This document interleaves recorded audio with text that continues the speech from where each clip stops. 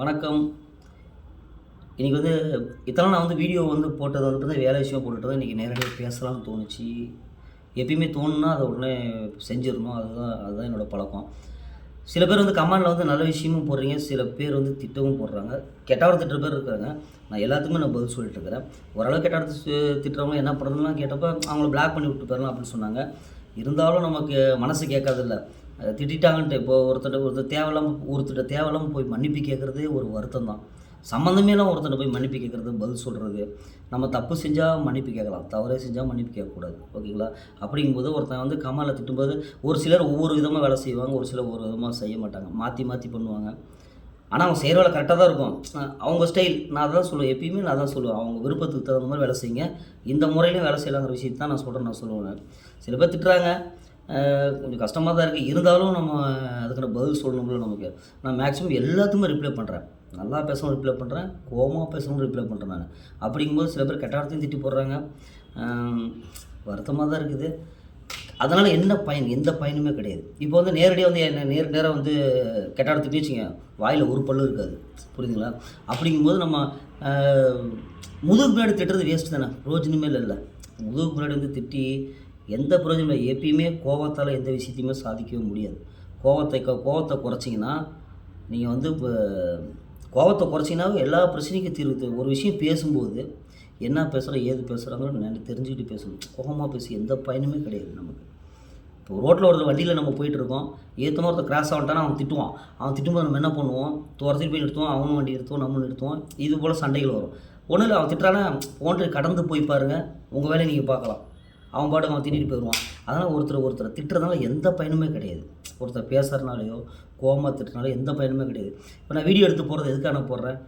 Money earn பண்ணுறதுக்கா, பணம் சம்பாதிக்கிறதுக்கா? இல்லை, பணம் முக்கியம் தான். பணம் பார்த்தா ரொம்ப ரொம்ப முக்கியம். இப்போ பணத்தோட மதிப்பு பார்த்தீங்கன்னா எனக்கு ரொம்ப தெரிய ஆரம்பிச்சிச்சு எனக்கு. அதுக்காக நான் என்ன மாற்றிக்க கிடையாது. பணம் எந்த வழியில் வேணால் சம்பாதிச்சிடலாம். ஒருத்தர் பார்த்தீங்கன்னா அதான் பணம் சம்பாதிக்க ஒரு வழியும் கிடையாது, பல வழி இருக்குது. எப்படி வேணால் பணம் சம்பாதிச்சிடலாம். நான் அப்படி கிடையாது. எவ்வளோ சூழ்நிலை கஷ்டம் வந்தாலும் சரி, நான் இப்படி தான் இருப்பேன், நான் இப்படி தான் சம்பாதிப்பேன், நான் இப்படி தான் வாழ்வேன். அப்படி தான் வந்துருக்கும். நீ காலையில் கூட ஒரு வீட்டுக்கு ஒரு டேங்க் ஒன்று மாற்றி வைக்கணும். 7 மணிக்கு போய் அந்த டேங்கை கட் பண்ணி எல்லாம் நவுத்தி கொடுத்துருவோம். மேஸ்திரியும் அவங்களுக்கு அரேஞ்ச் பண்ணி கொடுத்துட்டோம். இப்போ அந்த வேலை செஞ்சுட்டு தான் இருக்கிறேன். முடிஞ்ச அதில் ஏதாவது விஷயம் தான் நான் போடுறேன். அந்த மாதிரி பார்த்தீங்கன்னா தேவையில்லை. கஸ்டமர் அதே மாதிரி தான். நம்ம கஸ்டமர் ரொம்ப ரொம்ப இம்பார்ட்டன்ட். ஒரு சின்ன வேலையாக இருந்தாலும் அவங்க போய் செஞ்சு கொடுங்க. ஏன்னா நம்ம சர்வீஸ் அவங்க ரொம்ப முக்கியம். அப்படி சின்ன சின்ன விஷயங்கள் செஞ்சிங்கன்னா தான் உங்களுக்கு கஸ்டமர் பெருக்கும், வேலையும் நிறைய கிடைக்கும். அதுபோல் ஒவ்வொரு விஷயமும் இருக்குது. எனக்கு ஃபஸ்ட்டு நான் முதலாளிக்கு சொல்லிடுறேன். முதலாளிங்கிற பார்த்திங்கன்னா எலக்ட்ரிஷியன் முதலாளியாக இருக்கட்டும், வேறு எந்த தொழிலாக இருக்கட்டும், முதலாளிங்கிற ஆவது ரொம்ப கஷ்டம். கஷ்டப்பட்டு படிப்படியாக ஒருத்தர் தொழிலாளியாக இருந்து தான் முதலாளியாக இருப்பாங்க. அப்படிங்கும்போது அவங்களுக்கு எவ்வளோ கஷ்டம் இருக்குது தெரியுங்களா? வேலை எடுக்கணும், கஸ்டமர்கிட்ட பேசணும், நீங்கள் தப்பு செஞ்சால் கஸ்டமர்கிட்ட பதில் சொல்லணும், மெட்டீரியல் எழுதி கொடுக்கணும், மெட்டீரியல் வாங்கணும், உங்களை அரேஞ்ச் பண்ணணும், உங்களை சாப்பாடுக்கு ரெடி பண்ணணும், ஒருத்தர் லீவு போட்டாலுமே அவங்கள அந்த இடத்துல ஆல்ட்ரேட் பண்ணி ஆள் அனுப்பணும். இவ்வளோ கஷ்டம் இருக்குது. அதனால் பார்த்திங்கன்னா முதலாளியோட கஷ்டம் ரொம்ப கஷ்டம். நம்ம வரோமா, ஒரு வாரம் கரெக்டாக சனிக்கிழமை காலையில் வரோம், டக்கு சாயந்தரம் ஆகிடுது, வீட்டுக்கு ஓடி போயிடுறோம். ஆனால் அடுத்த நாள் என்ன வேலைன்ட்டு அந்த முதலாளி இடத்துல இருக்கவங்களுக்கு தான் தெரியும். அடுத்த நாள் இந்த வேலை பண்ணலாமான்ட்டு எத்தனை கஸ்டமர்கிட்ட ஃபோன் பேசணும், எத்தனை பேர்கிட்ட பதில் சொல்லணும். இப்போ நானே பாருங்கள், நிறைய பேருக்கு கெட்ட பேரும் ஆகியிருக்கேன். சில பேர் மேக்ஸிமம் வாங்க மாட்டேன். ஒரு சில இடத்துல நம்ம தவறான இதுவும் நடந்திருக்கு, எனக்கும் நடந்திருக்கு. எல்லாருமே கரெக்டான வேலை செய்ய முடியாது. இப்போ நான் என் பில்டிங் வேலை செஞ்சேன், ஒரு பில்டிங் வேலை செஞ்சேன். அந்த பில்டிங் பார்த்திங்கன்னா எனக்கு பணம் தரணும். அப்புறம் அவங்கள வேற ஆளை மாற்றிக்கிட்டாங்க. என்ன காரணமே தெரியல, அவங்கள வேற ஆளை மாற்றிக்கிட்டாங்க. ஆனால் நான் அவங்களை டிஸ்டர்ப் பண்ணவே கிடையாது. எப்பயுமே நம்மளை ஒருத்தர் பிடிக்கலன்னு நம்மளை ஒதுக்கி போனாங்கன்னா அவங்க நம்ம தேவலைன்னு அர்த்தம். நீங்கள் எவ்வளோ தான் வேலை செஞ்சீங்கனாலுமே நம்ம தேவலை. நான் போய் சண்டை போட மாட்டேன். என் வேலை யார் எடுத்து பண்ணது, நீ பண்ணியான்னு கேட்டு சண்டைலாம் போட மாட்டேன். என்னோடய பழக்கம் தான். நீங்களும் பண்ணிக்க அந்த மாதிரி.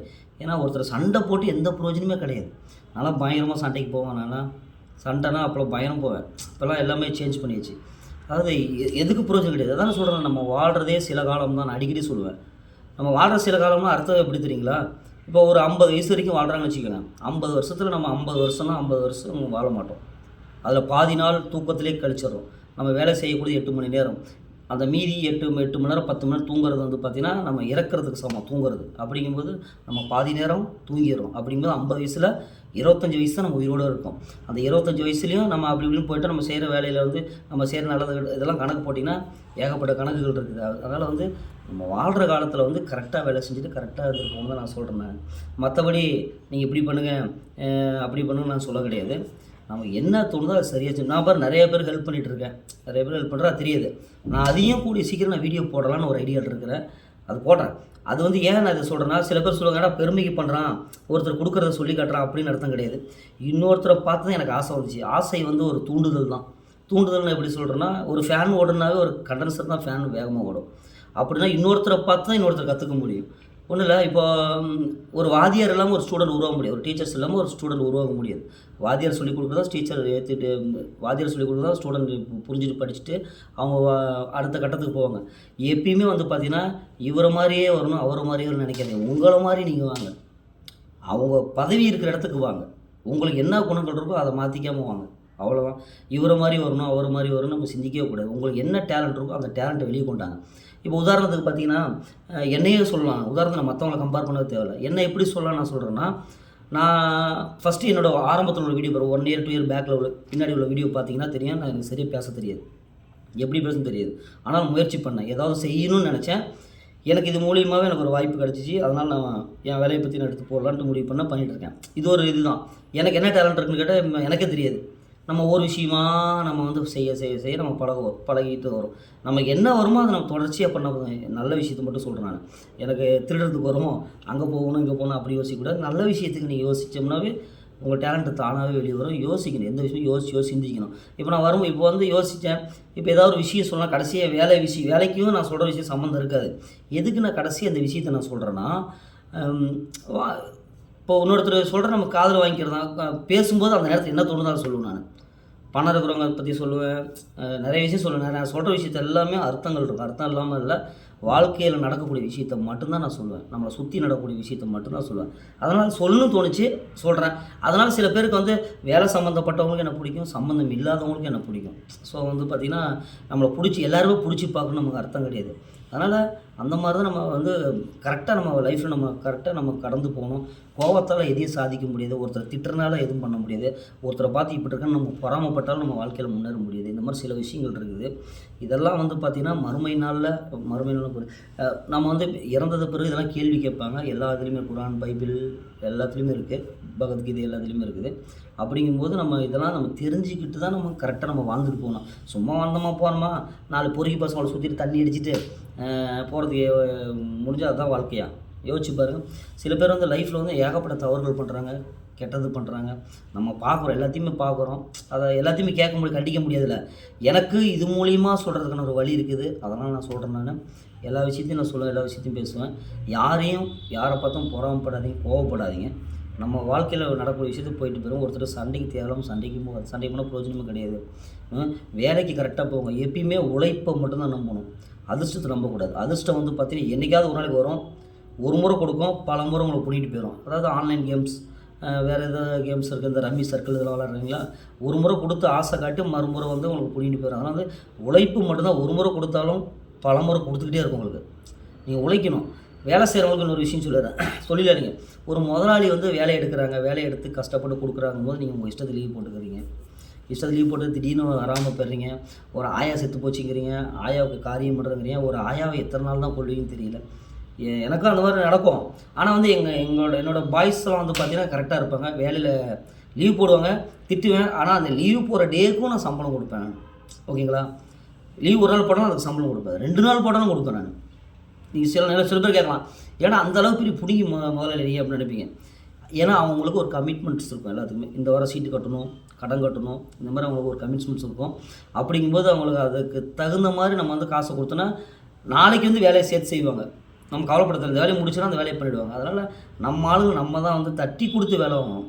வேலைக்காரர்கள்னா போடா அப்படின்னு ஒரு சில இடத்த பார்த்தா 1 மணி நேரம் லேட்டாக வந்தால் கூட சம்பளம் பிடிப்பாங்க. நான் அப்படிலாம் கிடையாது. சனிக்கிழமைனா சம்பளம் வீடு தேடி போய் கொடுப்பேன். நான் சம்பளம் வீடு தேடி கொண்டு போய் கொடுப்பேன்.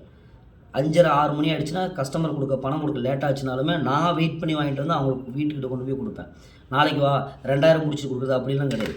எவ்வளோ காசு வருதோ அந்த காசை வந்து கரெக்டாக நான் கொடுத்துருவேன். எல்லாம் சம்பளம் சனிக்கிழமைனா சம்பளம் கொடுத்துருவேன். இப்படி தான் நம்ம முதலாளி இருக்கணும். தொழிலாளிங்க முதலாளிங்களுக்கு கொஞ்சம் அட்ஜஸ்ட் பண்ணி போங்க. அதாவது அவங்க கூப்பிட்டாலும் வேலைக்கு போகிறது, லீவு போடாமல் போகிறது. நீங்கள் ஒரு ஆள் லீவ் போட்டாலுமே அவங்களோட இந்த பில்டிங் 2 பேர் அனுப்பும்போது ஒருத்தர் லீவ் போட்டால் அந்த பில்டிங் போக முடியாமல் போயிடும். கெட்ட பேர் உருவாகும்.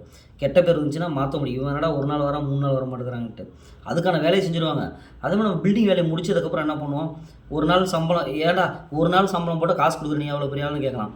பில்டிங் முடிச்சதுக்கப்புறம் கணக்கு போடுறோம்ல, அப்போ வந்து 30,000 40,000 50,000 ரூபாய் நம்ம ஆளுக்கு பிரித்தா கொடுக்குறதுக்கு நம்ம தான் எடுத்துக்கிறோம். அப்படிங்கும்போது ஒரு நாளாக நம்ம அட்ஜஸ்ட் பண்ணி கொடுத்தா ஒன்றும் இல்லை. யாரை எந்த வேலையாக இருந்தாலுமே அவங்க தட்டி கொடுத்து வேலை பாருங்கள், நல்லா வேலை செய்வாங்க. அவங்க திட்டி வேலை வாங்கினா பிரயோஜனமே கிடையாது. அதனால் நம்ம அந்த மாதிரி தான் இருக்கும். நான் நிறைய விஷயம் பேசிகிட்டே இருப்பேன். நான் பேசக்கூடிய விஷயம் எல்லாமே நல்ல விஷயத்துக்காக மட்டும்தான் நான் பேசுவேன். சில பேர் வந்து என்னை திட்டணும், என் மேலே கோவப்படணும் அப்படின்னா கோவப்பட்டுருப்பாங்க. ஐ டோன்ட் கேர், எனக்கு கவலை இல்லை. நான் செய்யக்கூடிய விஷயத்தை நான் செஞ்சுக்கிட்டே தான் இருப்பேன், சொல்லிகிட்டே தான் இருப்பேன். நான் சில விஷயத்தை கேட்கும் மனசு கஷ்டமாக இருக்குது. சில பேர் பேசுகிறத நினச்சோம்னாவே கவலையாக இருக்குது. என்னடா ஒருத்தர் நல்லது செய்கிறது தப்பா, நல்லது செஞ்சால் அதாவது ஏதோ ஒரு குறையை கொண்டு வந்து அதை திணிக்கிறாங்க. இப்படி தான் இருக்கணும், அப்படி தான் இருக்கணும், அந்த மாதிரி செய்யணும்னு திணிக்கிறாங்க. சில விஷயங்கள் வந்து பட்டு திருந்துறாங்கன்னு சொல்கிறாங்க பார்த்தீங்களா. சில விஷயம் அவங்களே அவங்க வாழ்க்கையில் அடிபட்டு அவங்க திருந்தினா தான் உண்டு. சில விஷயம் நம்ம சொன்னோம்னா ஏற்றுக்க மாட்டாங்க. இப்படி தான் இருக்கணும், இப்படி தான் பழகணும், இப்படி தான் போகணும்னு நம்ம சொன்னோம்னாவே இவன் என்ன சொல்கிறது, இவன் என்ன கேட்குறதுன்னு ஒவ்வொரு விஷயத்தையும் பட்டு தான் திருந்துவாங்க. அப்படிங்கும்போது நம்ம அந்த இடத்துல வந்து கார்னர் பண்ணிடுவோம். நம்ம கரெக்டாக நம்மளை கட்டம் கட்டிடுவாங்க. எல்லா விஷயத்துக்கும் சரி, ஒரு பொதுவான விஷயத்துக்கு எல்லா விஷயத்துக்கும் சரி. நம்ம வந்து அட்வைஸுங்கிறது சில பேர் ஏற்றுக்க மாட்டாங்கன்னு வச்சுக்கோங்களேன். அவங்களாம் பட்டு திருந்துற குரூப்பு. அவங்க வந்து எவ்வளோ சொன்னாலுமே ஏற்றுக்க மாட்டாங்க. வேலையில் பார்த்திங்கன்னா சொல்லி இப்படி வாப்பா இப்படி போப்பா நம்ம சொல்லுவோம், கேட்க மாட்டாங்க. நம்ம வந்து லீவ் போடாதப்பான்னு சொல்லுவோம், கேட்க மாட்டாங்க. அதெல்லாம் ஒரு சில பேர் வந்து அவங்க வாழ்க்கையில் வந்து பட்டு திருந்துவாங்க. அப்படிங்கும்போது நம்ம அதெல்லாம் ரொம்ப கஷ்டம். அதை எல்லா விஷயத்தையும் நம்ம சொல்லி கொடுத்துட்டே இருக்க முடியும். எனக்கெல்லாம் வந்து சொல்கிறதுக்கு ஆள் இல்லை உண்மையாலுமே. எனக்கு வந்து இப்படி தான் இந்த வேலைக்கு போ, இதை படி அப்படின்னு சொல்கிறதுனால என்னென்னா, நான்லாம் படிக்கும்போது பார்த்திங்கன்னா 10வது படிக்கும்போது 10வது முடிச்சுட்டு நான் ஐடிஐ போகணுன்னு நினைக்கும்போது ஐடிஐ படிக்கும்போது ஐடிஐ படிக்கிறதுக்கு 1500 பணம் கட்டுறதுக்கு என்னோடய ஃபேமிலியால் முடியல. ஓகேங்களா. ஐடிஐ படிச்சுட்டு இருக்கும்போது அதை படிக்க முடியாமல் நான் வந்து வெளியில் வந்தேன். நான் பணம் கட்ட முடியாமல். இந்த மாதிரி வாழ்க்கையில் கஷ்டப்பட்டு வந்தவங்களும் அதோடய வலி அதெல்லாம் தெரியும். அதனால் வந்து தேவையில்லாமல் யாரையும் திட்டாதீங்க. திட்டுறதுனால எந்த பயனுமே கிடையாது. நான் இப்போ என்ன பேசுனா எனக்கே தெரியாது. நான் அப்படியே ஃப்ளோவாக நான் பேசிகிட்டே தான் இருக்கிறேன். என்ன பேசுனா எனக்கே தெரியாது. அதனால் வந்து லைஃப்பில் எல்லாத்தையும் புரிஞ்சிட்டு வாழ பழகிக்கோங்க. ஓகேங்களா. புரிஞ்சிட்டு வாழ பழகிக்கோங்க. மற்றவங்க உதவி செய்யுங்க. உங்கள்கிட்ட இல்லாட்டாலுமே உதவி செய்ய. நான்லாம் பாருங்கள், எப்பயுமே என் பர்ஸில் ஒரு 500 வச்சுட்டே இருப்பேன். இப்போ பர்ஸில் காசு இருக்கிறது இல்லை, அதனோட சூழ்நிலை. பர்ஸில் ஒரு 500 வச்சுருப்பேன். ஏன்னா டக்குன்னு வந்து பார்த்தீங்கன்னா யார் கேட்டாலுமே நான் கஷ்டப்படுறவங்களா அவங்க வந்து கேட்டால் கூட என்ன பண்ணுவேன், 500 கூட பார்க்க மாட்டேன். யாராவது குழந்தைய தூக்கிட்டு வந்து கேட்டு இந்த மாதிரி கேட்டாங்கன்னா எடுத்துலாம் கொடுத்துருக்கேன். நான் வந்து சும்மா வீடியோக்காக சொல்கிறேன் அப்படிலாம் எதுவுமே கிடையாது. இன்னும் நிறைய ஐடியாஸ் எனக்கு இருக்குது. நிறைய பேர் ஹெல்ப் பண்ணுறவங்க வந்து நான் பண்ணலாம். ஏதோ ஒரு சூஸ் பண்ணி நம்ம பண்ணிட்டு தான் இருக்கணும். அதையும் நான் வீடியோ போடுறேன். வீடியோ போட்டோம்னா ஒரு 100ல் ஒருத்தருக்காக அவங்க ஆசை வரும். மீன்ஸ் எப்படின்னா, ஐயோ இவ்வளோ பேர் நமக்கு வந்து இது பண்ணுறாங்களே, உதவி பண்ணுறாங்க, நம்மளும் பண்ணால் என்ன, நம்மகிட்ட தான் இவ்வளோ பணம் இருக்குன்னு ஆசை வரும். தூண்டுதலில் தான் நம்ம அடுத்த அந்த இதுக்கு போவாங்க. எனக்கே இன்னொருத்தரை பார்த்து எனக்கு ஆசை வந்து நான் கொடுக்க ஆரம்பித்தேன், உதவி பண்ண ஆரம்பித்தேன். அது ஒரு சந்தோஷம் தனி. அவங்க சந்தோஷப்படுறது நம்மளை உடனே பணக்காரனாக வந்துட்டு பணக்காரனாக சாகிறது என்ன இருக்குது சொல்லுங்க பார்க்கலாம். பணக்காரனாக ஏழைக்கு உதவி பண்ணிட்டு சாவுங்க பாருங்கள், உங்களை கொடி கட்டி கும்பிடுவாங்க உங்களை. ஓகேங்களா. உங்கள் பேர் இருக்கும். அதாவது என்ன சொல்லுவாங்கன்னா, ஒருத்தர் வந்து வாழும்போது அவன் நல்லவனாக வாழ்ந்தானே கெட்டவனாக வாழ்ந்தாலும் தெரியுது. இறந்ததுக்கப்புறம் தான் தெரியும். எப்படிப்பா இறந்ததுக்கப்புறம் தெரியும் அப்படின்னு கேட்டிங்கன்னா, இறக்கும் பொழுது தான் வர்ற கூட்டத்தை வச்சு தான் கெஸ் பண்ணுவாங்க. இவ்வளோ பேர் வந்திருக்காங்க, அப்போ இந்த மனுஷன் எப்படி வாழ்ந்துருக்கிறான், இவ்வளோ பேர் வராங்க நம்ம பார்க்குறதுக்கு. இறக்கும்போது மற்றபடி சொல்லுவாங்கப்பா இவன் கெட்டவனாக இருக்கான், கூட்டம் வந்திருப்பாங்க. அது வந்து வலுக்கட்டாயமாக வர்றது தான். ஓகேங்களா. சாதாரண மக்களுக்கு கண்ணீர் விடுறதை பார்த்து அவங்க அழுகுறதை பார்த்து தெரிஞ்சுக்கலாம் இவன் நல்லவனாக வந்திருக்கானா கெட்டவனாக வந்திருக்கான்ட்டு.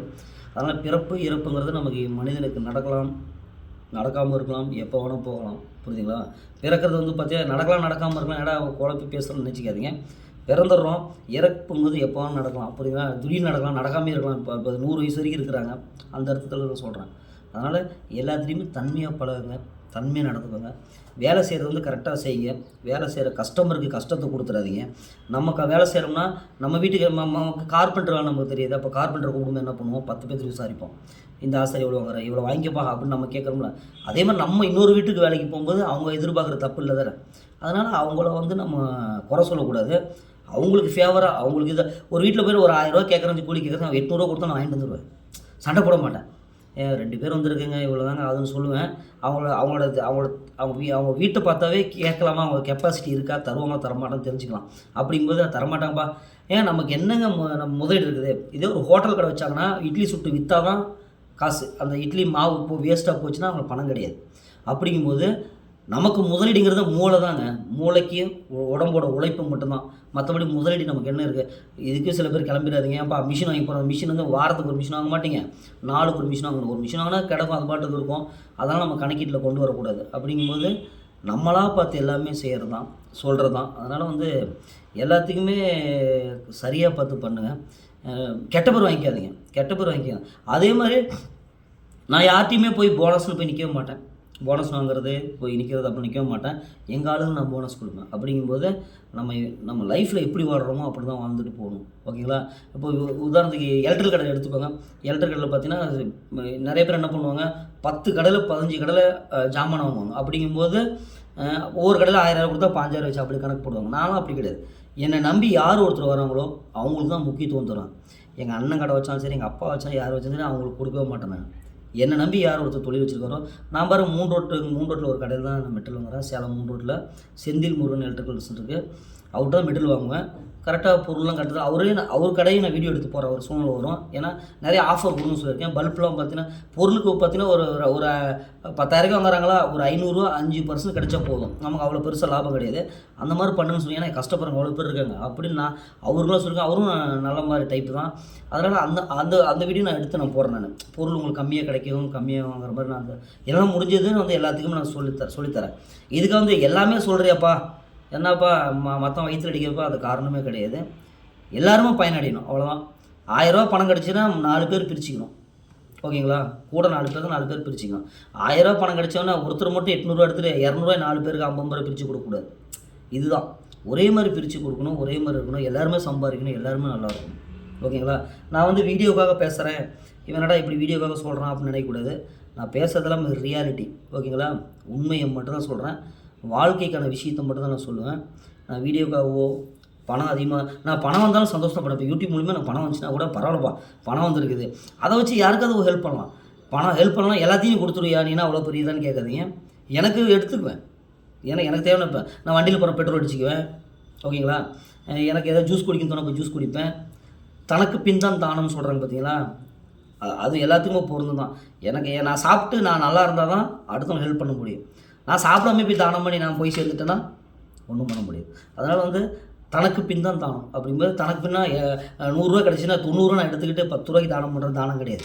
10 ரூபாய்க்கு நம்ம சாப்பிட்டு 90 ரூபாய்க்கு பண்ணுறாங்க பார்த்தீங்களா, அதுதான் உண்மையான தானம். ஓகேங்களா. அப்படிங்கும்போது நம்ம வாழ்க்கையை வந்து நம்ம கரெக்டாக நம்ம ஃபாலோ பண்ணிட்டு போகணும். இனிமேல் அடிக்கடி நான் அந்த மாதிரி நான் வந்து பேசுகிறேன், சொல்கிறேன். ஏதோ ஒரு விஷயத்தில் நான் சொல்கிறேன், யாரும் வந்து பேச சொல்கிறேன். அதனால் வந்து ஒருத்தர் கோவப்படாதீங்க, சண்டை போடாதீங்க, திட்டிக்காதீங்க. பக்கத்து வீடாக இருந்தாலும் சரி, குடும்பமாக இருந்தாலும் சரி, ஒத்துமையாக வாழ பழகிக்கோங்க. காக்கா இங்கே பாருங்கள், காக்கா கூட்டாங்க எப்படி வாழுது பார்த்தீங்களா. இப்போ காக்காயே இல்லை, எல்லாம் டவர் நட்டு எல்லாம் சாவடிச்சு விட்டாங்க.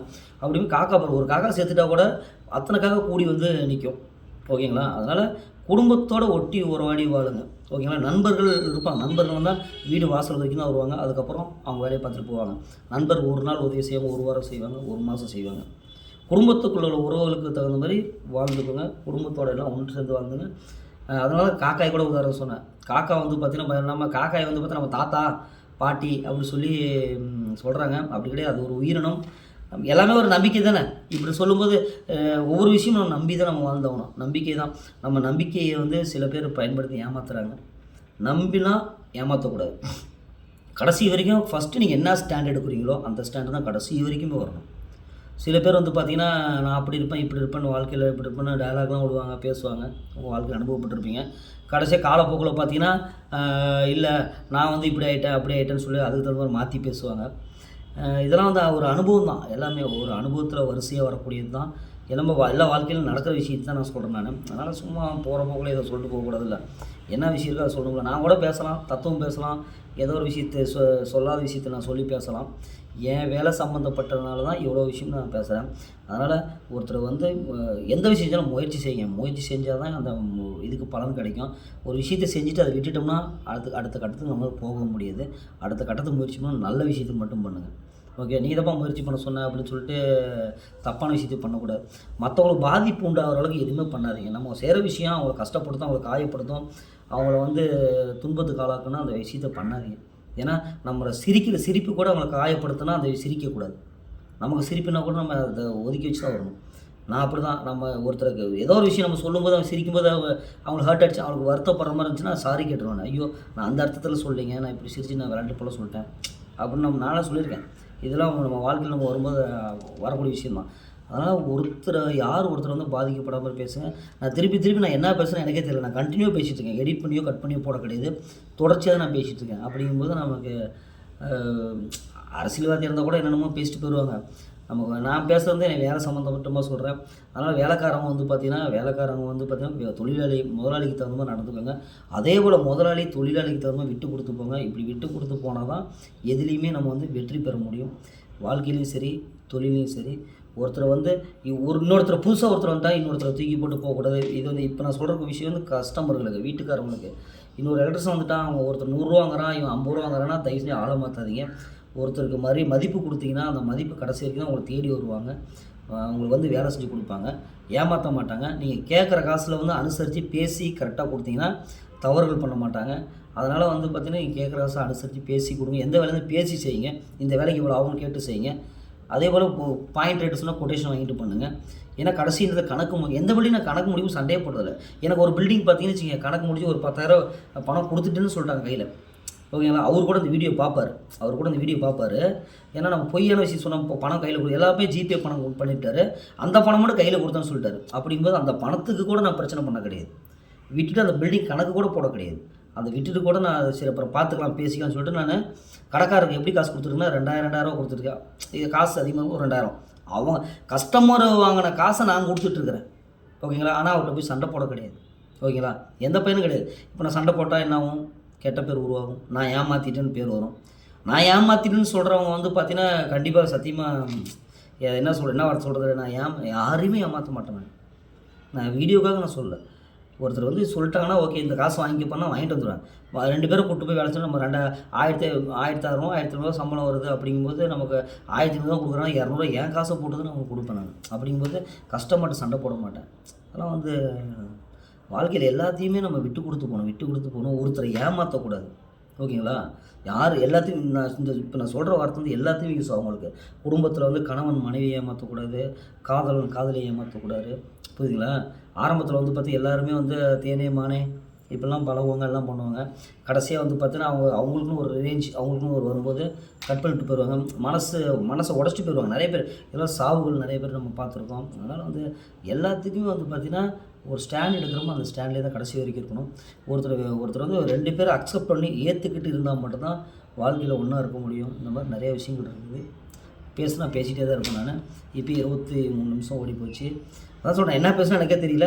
தப்பாக இருந்தால் சாரி, மன்னிச்சிக்கோங்க. மன்னிப்பு கேட்குறதுக்கு வந்து பார்த்திங்கன்னா நம்ம தப்பு செஞ்சு தான் கேட்கணும் இல்லை. தவறாக இருந்தாலும் மன்னிப்பு கேட்குறது தப்பு கிடையாது. தவறே செய்யாமல் ஒருத்தர் போய் மன்னிப்பு கேட்குறது அதோட கொடுமை எதுவுமே கிடையாது. 3வது ஆள்கிட்ட போய்ட்டு நம்ம மன்னிப்பு கேட்குறோம் பார்த்தீங்களா, தவறே செய்யாமல் நம்ம தப்பெல்லாம் அவங்க பண்ணியிருப்பாங்க, அவங்ககிட்ட போய்ட்டு நம்ம மன்னிப்பு கேட்குறது வந்து ஏற்றுக்கொள்ள முடியாத ஒரு விஷயம். இதெல்லாம் வந்து வாழ்க்கையில் வர்றது தான். அதனால் நான் எதாவது தவறாக பேசியிருந்தாலும் சரி, சில பேர் ஒரு சில கேள்வி ஒருத்தர் ஒரு விஷயம் சொல்கிறேன்.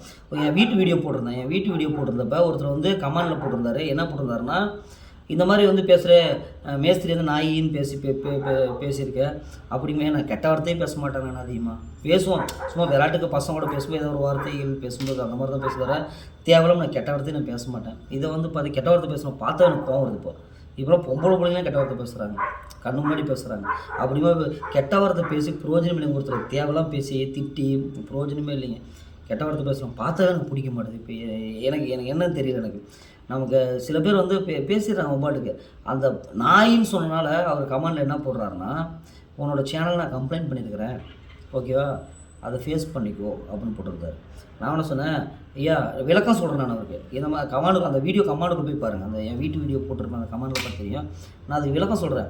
ஐயா இந்த மாதிரி என் வீட்டை பண்ணிட்டான், நான் கஷ்டப்பட்டு கடன் வாங்கி நான் வீடு கட்டுறேன், கையில் எந்த காசுலாம் வீடு கட்டுறேன், நான் இவ்வளோ வாங்கிக்கேன்னு சொல்லியிருக்கேன் அப்படின்னு விளக்கம் சொல்ல. நீ இருந்தாலும் நானாக இருந்தால் அப்புறம் திட்டிருக்க மாட்டேன், பிடிக்கலையே அனுப்பிச்சிருப்பேன் அப்படின்னு சொல்கிறேன். நான் வந்து பார்த்தா ஏசுனதர் கிடையாது, ஒரு கணத்தில் இருந்தால் மறு கணத்தை காட்டுன்னு இருக்க மாட்டேன் நான். ஏன்னா பணங்க, நான் அந்த பணத்தை உழைச்சி சம்பாதித்து 10 வருஷம் கூட ஆகலாங்க. ஓகே, அந்த கடனை கட்டுறதுக்கு 15 லட்ச ரூபா, ஓகேங்களா, 15 எல்லாமே கடன் தான். அப்படிங்கும்போது இந்த காசை கட்டுறதுக்கு நம்ம மாதம் எவ்வளோ சம்பாதிப்போம் கணக்கு போட்டு பாருங்கள், ஓகேங்களா. இதெல்லாம் வந்து பார்த்தீங்கன்னா சொல்ல முடியும். அதாவது திருடுறவன் பொய் சொல்கிறான் ஏமாத்துறான் டக்குன்னு பணத்தை சம்பாதிச்சிடணும், அப்படி கிடையாது. என்னோடய உடல் தெம்பு இருக்கிறது நான் உழைச்சிக்கிட்டே இருப்பேன், உழைச்சி தான் நான் கட்டுவேன், அப்படி தான் நான் வாழ்ந்துட்டுருக்கேன், அப்படி தான் வாழுவேன், ஓகேங்களா. அடுத்தவங்க வந்து என்ன அடுத்தவங்க 1000 பேசிட்டோம், அதை பற்றி நம்ம கவலைப்படக்கூடாது, கேட்கவும் முடியாது. இருந்தாலும் நான் இப்போ சொல்கிற விஷயங்களில் வந்து சில பேர் வந்து பார்த்திங்கன்னா புரிஞ்சு மாறத்துக்கான வாய்ப்பு இருக்குது. அதனால தான் நான் இவ்வளோ தூரம் நான் பேசிகிட்டு இருக்கேன். நான் இனிமேட்டு நான் அடிக்கடி நான் பேசுகிறேன். அதனால் எல்லாத்துலேயுமே ஒன்றா இருந்துக்கோங்க. சில பேர் நிறைய பேர் சாகுறாங்க, நிறைய பேர் போகிறாங்க, கஷ்டமாக நியூஸை பார்த்தா கஷ்டமாக இருக்குப்போ. அதுக்காக ஒருத்தர் குறை சொல்லிட்டு போகக்கூடாது. நம்மளே திருத்திக்கணும், ஓகேங்களா. நம்ம தான் நம்மளை திருத்திக்கணும். யார் பேச்சு நம்பாது, யார் பேச்சும் கேட்காது. ஆரம்பத்தில் தேன் மாதிரி பேசுவாங்க, தேன் மாதிரி இருப்போம். வேலைக்காக இருந்தாலும் சரி, எந்த விஷயமா இருந்தாலும் சரி, கெஞ்சுவாங்க, அழுவாங்க, கதறுவாங்க. உங்களை கஷ்டப்படுத்தி அந்த இடத்துக்கு உங்களை தள்ளப்படுவாங்க. நீங்கள் அந்த இடத்துக்கு வந்ததுக்கப்புறம் கொஞ்சம் நாளுக்கு அப்புறம் நீங்கள் இப்போ சாதாரணமாகிடுவீங்க. உங்களுக்கு அடுத்து இன்னொருத்தரும் அவங்கள நோக்கி பயணிக்க ஆரம்பிச்சிடுவாங்க. இப்படி தான் வாழ்க்கை போயிட்டுருக்குது. கடைசி திருப்பி உங்கள் மேலேயே பழகி போடுவாங்க. அது நீங்கள் பேசவும் முடியாது. நீங்கள் வந்து என்ன தான் நீங்கள் 1000 நல்லது பண்ணியிருந்தாலுமே நீங்கள் செஞ்ச ஒரு தப்பை வந்து அதை சுட்டி காட்டிகிட்டே இருப்பாங்க. இதுதான் வாழ்க்கையோட விஷயமே. அதனால் வந்து பார்த்திங்கன்னா எல்லாத்தையுமே எடுத்துக்காதீங்க. மனசு வந்து எப்பயுமே வந்து பார்த்திங்கன்னா மூளை சொல்கிறது மட்டும் கேளுங்க, மனசு சொல்கிறது கேட்காதீங்க. எல்லாமே ஒன்று தான் கேட்காதீங்க. மூளை ஆர்டர் போடும், மனசு செய்யும். இப்போ ஒரு இடத்துல போகிறோமா, அந்த ரோடை கிராஸ் பண்ணலாம்னு வச்சுங்க, கிராஸ் பண்ணலாம், கிராஸ் பண்ணாதரா மனசு வந்து கிராஸ் பண்ணலான்னு சொல்லும். ஆனால் மூளை வந்து கிராஸ் பண்ண அடிபட்டு போயிடலான்னு சொல்லும்.